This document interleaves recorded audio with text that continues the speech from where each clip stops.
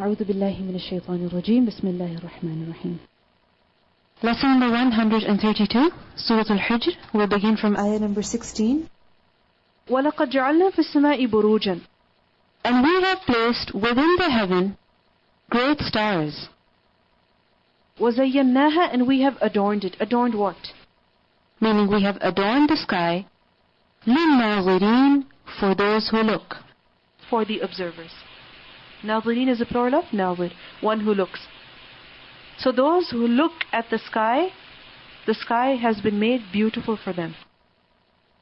Burujan is a plural of burj, from the root letters ba, ra, jim.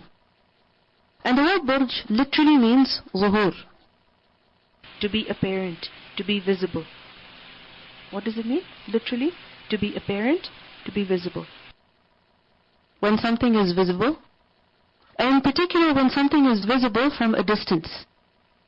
You can see it from a distance. And the word burj is also used for a castle, for a fort.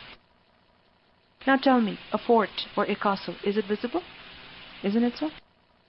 They're huge and they can be seen from a distance. Similarly, the word burj is also used for a manzil, a destination, a position. In Surah An-Nisa, ayah number 78, we learn, وَلَوْ كُنْتُمْ فِي بُرُوجٍ مُشَيَّدَةٍ. Even if you are in forts, death will still come and find you and overtake you. So buruj is literally forts. And over here, Allah subhanahu wa ta'ala says that we have placed in the sky burujan. Buruj has been understood as stars. But what kind of stars? Stars that are very big and very bright. Because generally in the sky, there are many stars. During the night you can see many, especially if it's a clear night. If the sky is very clear. However, there are some stars which are very bright. They attract your attention immediately. You notice them instantly. So, buruj refers to not just ordinary stars, not just small stars, but which ones? Big and bright stars, by which people are guided in the darkness of the sea or the land.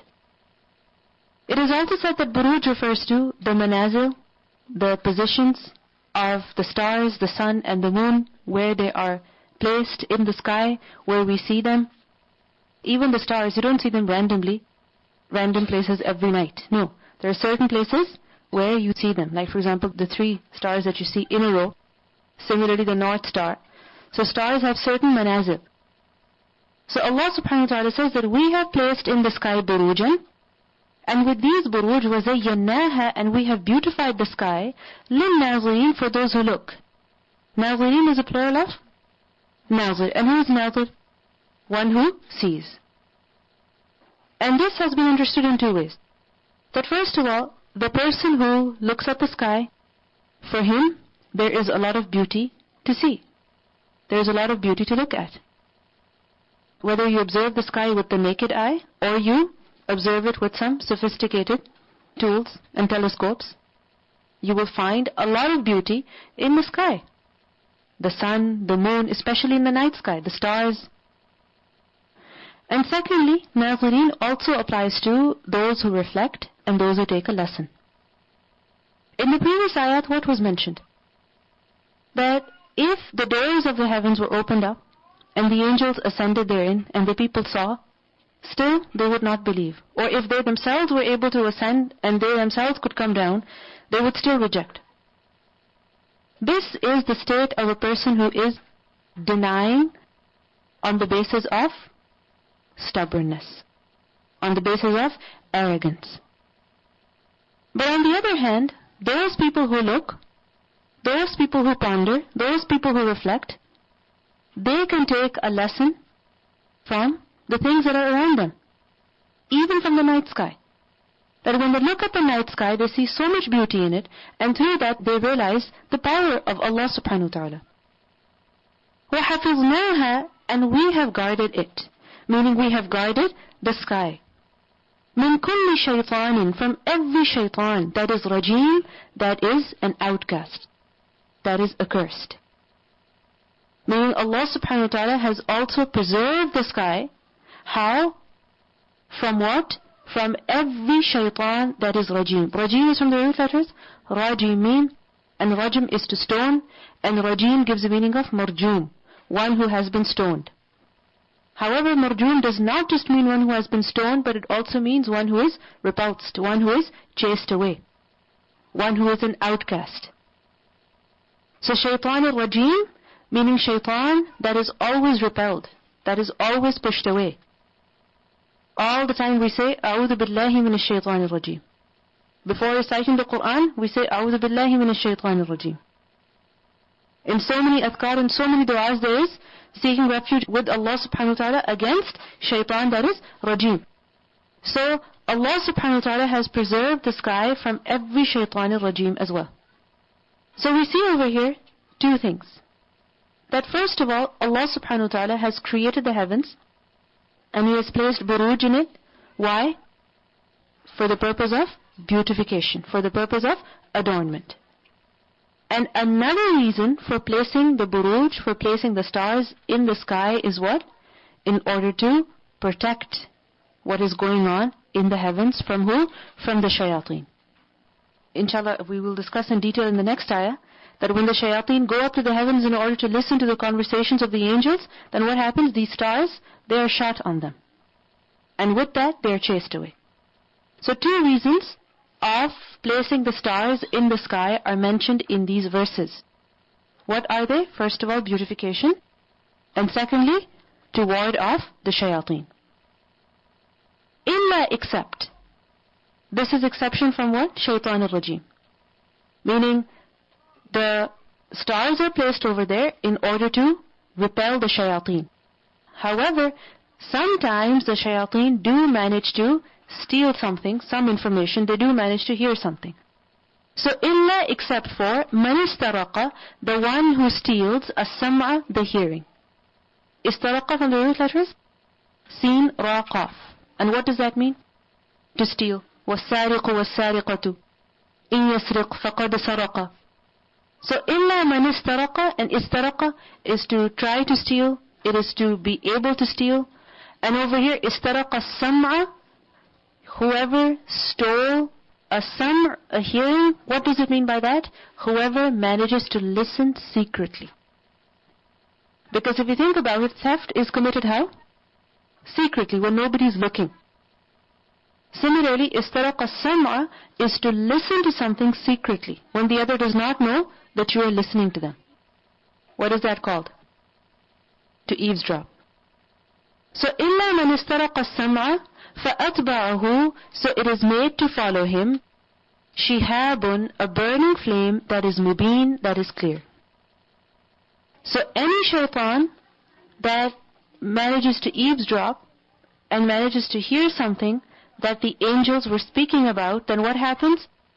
A shihabun mubin, a clear burning flame, follows that shaitan and burns him, kills him.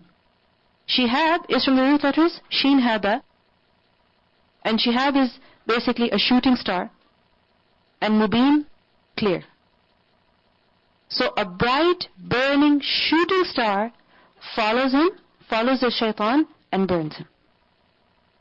So we see that Allah subhanahu wa ta'ala has made the shooting stars, why? In order to guard the sky against the evil devils who eavesdrop.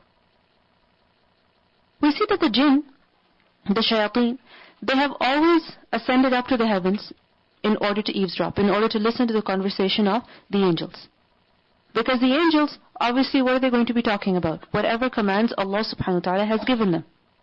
So when the duties are being assigned or the matters are being discussed, the shayateen, they go up and they try to listen in order to know what's going to happen in the future. So they steal this information. And when they manage to hear something, what do? They come to the earth and they go to soothsayers and they tell them, fortune tellers, about what is to happen in the future. Which is why many times if people go to fortune tellers and they tell them about something that's going to happen in the future, if it's true, where do they get this information from? From these shayateen. But many times these fortune tellers, they also add their own information to it, and through that they impress people. We see that this used to happen before the Prophet ﷺ came, and this continued afterwards as well. According to some, this used to happen only before the Prophet ﷺ came, and once he came, once the Quran was being revealed, then this process was stopped. However, we learn from a hadith in Sahih Muslim, which shows that this has always been happening before he came and also afterwards.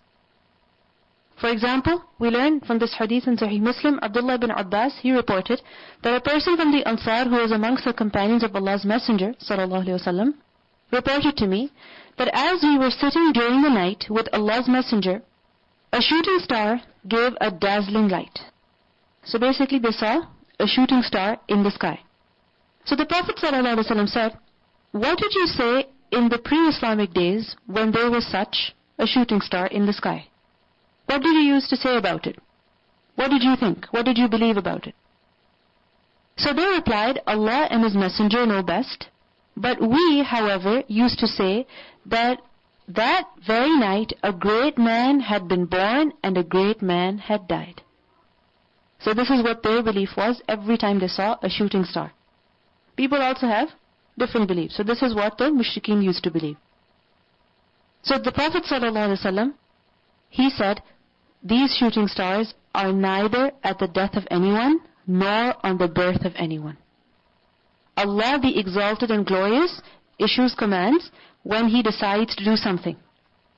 So when Allah decides to do something, what does He do? He gives the command. So the angels, the Hamalatul Arsh, the angels that are carrying the throne, what do? They begin to glorify Allah subhanahu wa ta'ala.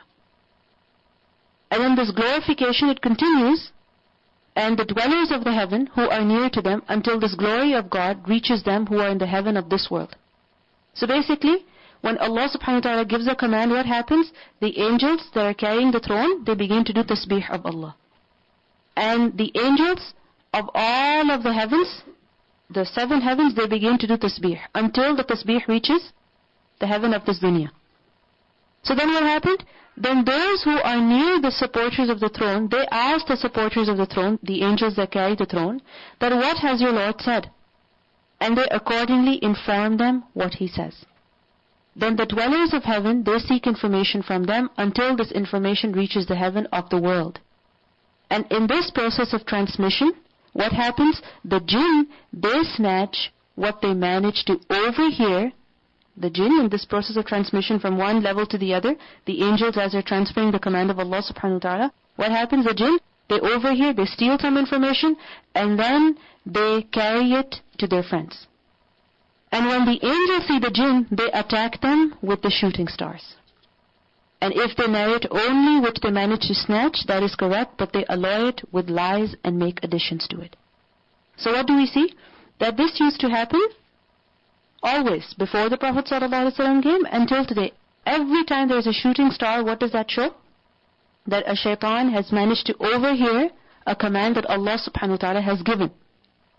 However, we learn that when the Quran was being revealed, this is very important, when the Quran was being revealed, during the revelation of the Quran, it was not possible for the shayateen to even be able to hear anything, to even go there or listen to anything. As we learn in Surah Al-Hijr, ayah number 9, that the jinn said that وَأَنَّا كُنَّا نَقْعُدُ مِنْهَا مَقَاعِدَ لِلسَّمْعِ فَمَنْ يَسْتَمِعِ الْآنَ يَجِدْ لَهُ شِهَابًا رَصَدًا. And we used to sit therein in positions for hearing. We used to go up to the skies and we used to sit in certain positions in order to hear something. But whoever listens now will find a burning flame lying in wait for him. Before, what used to happen? If we managed to hear something and the angel saw, then we would get shot at. But now it happens before even we get there, there's a shooting star waiting for us. So when the Quran was being revealed, the skies were protected from what? From the shayateen. So the shayateen could not even manage to interfere. They could not manage at all. So this shows to us, again, the explanation of the ayah that وَإِنَّا لَهُ لَحَافِظُونَ, that we are going to guard the Quran, we are going to preserve the Quran. Allah subhanahu wa ta'ala took it upon Himself to preserve the Quran. And through this way, Jibreel, when he brought the Quran to the Prophet sallallahu alaihi wasallam, He brought it in full security. Full security, without the intervention of any jinn, any shaitan. So what do we see in this ayah? That the stars, they are a means of adornment, and they are also a means of guarding, protecting, preserving. We learn in Surah Al-Shu'ara, ayah number 210 to 212, that وَمَا تَنَزَّلَتْ بِهِ الشَّيَاطِينُ وَمَا يَنبَغِي لَهُمْ وَمَا يَسْتَطِيعُونَ إِنَّهُمْ عَنِ السَّمْعِ لَمَعْزُولُونَ. And the devils, they have not brought the revelation down. Because the people of Makkah used to say that this is something that the shayateen have brought down. So Allah subhanahu wa ta'ala says, no, shayateen have not brought this down. It is not allowable for them, nor would they be able to. They're not allowed, nor would they ever be able to if they even attempted. Because indeed they from its hearing are removed. They are removed from even hearing the revelation as it is being brought down. Why? Because of the skies being well protected against all of them. وَالْأَرْضَ, and the earth. Now after mentioning the sky, Allah subhanahu wa ta'ala mentions the earth. But as for the earth, مَدَدْنَاهَا, we have spread it. مَدَدْنَا from the 8 letters mean dal, madda, which is to stretch something lengthwise.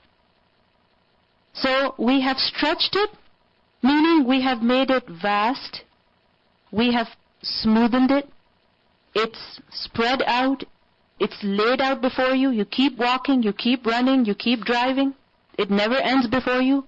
وَالْأَرْضَ مَدَدْنَاهَا. And this also gives the meaning of, if you think of it, if the earth was just like a piece of square, for instance, then it would not give the sense of that the earth has been expanded, it has been laid out. The fact that the earth is round, what does that show? That it's laid out, it just never ends for you. Constantly, you can go around it, you can go about it, without it ever coming to an end for you. وَالْأَرْضَ مَدَدْنَاهَا وَأَلْقَيْنَا, and we have cast فِيهَا in it رَوَاسِيَ, firmly set mountains. Rawasi is a plural of rasiyatun. And rasiya is that which is firmly fixed, which is deeply rooted. And rawasi is used for mountains that are firmly anchored, that are like pegs. And why are they called rawasi? Because they hold the earth together. So وَأَلْقَيْنَا فِيهَا رَوَاسِيَ وَأَنْبَتْنَا, and we have caused to grow فِيهَا in it, meaning in the earth, مِنْ كُلِّ شَيْءٍ, from everything that is mawzoon, well balanced. And we have caused to grow in the earth something of every well balanced thing. Mawzoon is from the root letters Wazai, Noon, Wazn. What does Wazn mean? Weight. And mawzoon is that which is weighed. Okay? That which is weighed. But mawzoon is also that which is well balanced. Because remember, wazn, mizan, what is it? A scale. What do you do with that? Balance. So mawzoon is first of all weighed, and secondly well balanced, well proportioned. So min kulli shay'in mawzoon, what does it mean? That everything that Allah subhanahu wa ta'ala has created, every single thing that Allah subhanahu wa ta'ala has caused to grow in the earth, ambatna, it is well proportioned, it is well balanced, and its weight is also appropriate. So first of all, its weight is appropriate, and secondly, it is also well balanced, it is well proportioned in its size. For example, if you look at the weight of everything that is made to grow in the earth, imagine if grains were extremely heavy. Or imagine if rice grains were extremely heavy. Imagine if flowers were very heavy. How difficult it would be to harvest, or to transport food, or to even carry food on your spoon or your plate. It would be extremely difficult. The weight of everything that Allah subhanahu wa ta'ala has caused to grow, it is the most perfect weight. It's the most appropriate one. Similarly, if you look at it, the fruit that grows on the trees, its weight is appropriate, it's just right. The weight of the leaves, the weight of the flowers, of the branches, everything is perfect. Secondly, kulli shay'in mawzoon, that mawzoon, it's well balanced, it's well proportioned in its size, Just imagine if ordinary grass was taller than us. How difficult it would be to live. How difficult it would be to go about. The size is well proportioned. Similarly, min kulli shay'in mawzoon also means that in their quantities they are measured. In their quantities they are measured. Just imagine if Allah subhanahu wa ta'ala caused the crops to grow everywhere without limiting their growth. There would be crops everywhere. It would be extremely difficult to go about, to build something, to construct something. So there is perfect balance and proportion in what Allah subhanahu wa ta'ala has caused to grow.